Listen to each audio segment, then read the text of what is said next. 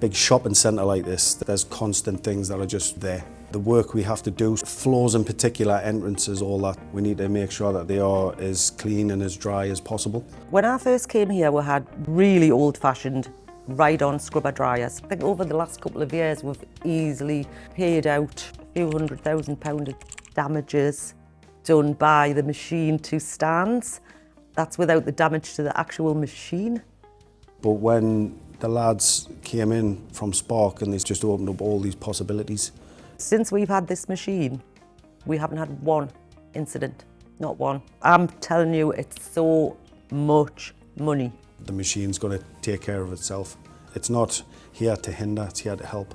When it comes out and it does its task, it has a little docking station. So as it goes out and it's doing what it's doing, it will understand itself that if it needs to be recharged or refilled or to empty the water, that it will go back to its docking station and do all of that itself. With the bigger, bulkier machines, the operator that's using that will have to take that to wherever it needs to do. They'll have to manually empty it, they'll have to manually refill it, and all of that takes time.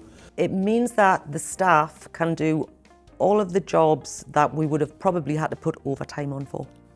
So for instance, we've got this horrible wavy wall that collects dust at one of the entrances. That's done, like the fairies have been in. Oh, how have you done that? Well, we had time. Nobody's had time previously. If we were still using just the ride-on machinery, we wouldn't get half as many of the jobs done on a night. The one thing that surprised me as well with the machine is how long it can actually go on the one charge as well. So whereas with some of the bigger machines, they're heavier loads, so you might have to charge them a lot more than what you do with this machine. And now the time's being used really productively. There's a lot of different ways you can actually set the robot off. So you can schedule it, like what we have done here, for every single day to come out at a certain time and then for it to go back at a certain time. You know exactly where it's been because you can check everything that's on the screen. Say one night there's an area that's a bit worse than the other one and you think, well, I'll just schedule it to that area. Just cancel off that, reschedule it to go to another area, and then it will just go and do whatever you've tasked it to do. But the machine knows where it's going.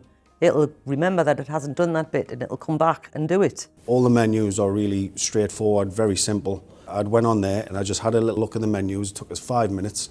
I knew exactly how to do it. It's really simple and really easy. It knows when it needs a charge, it goes back, it doesn't waste water.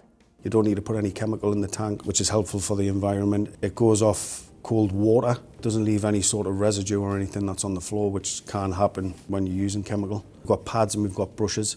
You can also set pressure for the pads on specific areas that are a bit more soiled than others. You can just have it letting some water out, scrub it off and then vac it up. And I also don't believe that we will lose any people because of having robot machines in, because you'll always need the people.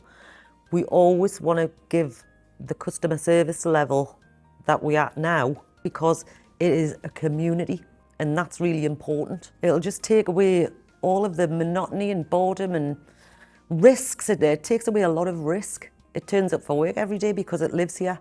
When you've got something like this is the thing that's going to take you forward, because it saves so much time and you can get so much other work done with it.